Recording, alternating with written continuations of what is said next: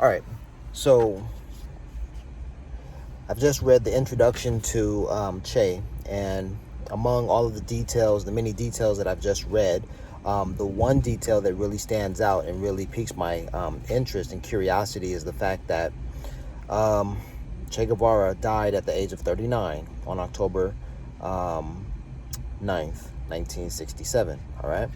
Now, here's the idea. He lost his life at the age of 39 in 1967 on that day, 10/9. And I was in Cuba in 2017 reading about his life, and when I discovered that he died on my birthday.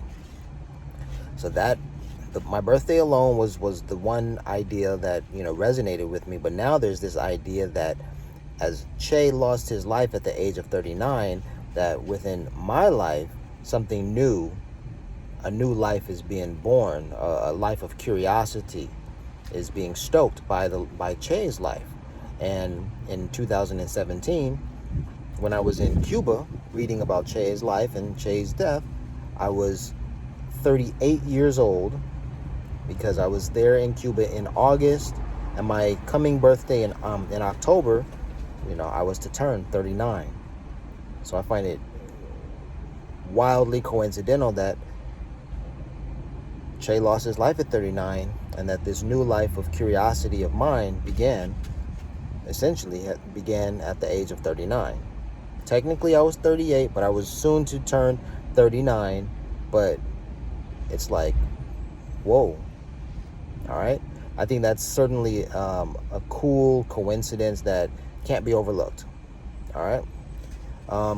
Some other details are very fascinating, such as so October 8th is the date that he was captured, and that's a very prominent date. And when they mention Che's demise, the following day, that's how they describe it. The next day, the following day. They don't really say October 9th. October 9th is not so much, isn't as pronounced as October 8th, the day that he was captured. I've noticed that, at least in this introduction. But also in the book, The Motorcycle Diaries, the introduction that was written by Che's daughter, she mentions October 8th as the date that he was, that her father was captured. And then she just says the following day he was killed, or at least the book states that. So there's not really an emphasis on 10/9 as much as there is on 10/8. All right. Now, here's what I want to add to all of this. The Maja beads? The Maja beads, I think it's called. Forgive me if I'm wrong. I'll have to edit this video to make sure that it's accurate and what I say is precise. But but those beads, there are 108 beads. 108 beads on this necklace, this prayer necklace. 108. And 108 represents the number of prayers, I believe. I'll have to do some more research. There are actually 109 beads, but the 109th bead is the bead of completion. It completes the circle. It's the connector, I believe. All right. So 108 and 109 are very interesting, let's say it, spiritual numbers that connect all of these things. All right. 108 and 109. Now, here's the next level of curiosity. Nipsey rode the 108 bus. It was Nipsey who was riding the 108 bus. So that's Nipsey's connection to 108. My connection to 109, of course, is my birthday. But the connection to Nipsey is that on the day that Nipsey was murdered, I saw my numbers 109. And then it was 1 week following that Nipsey's murder that I saw that cross in the sky. So all of these events in my life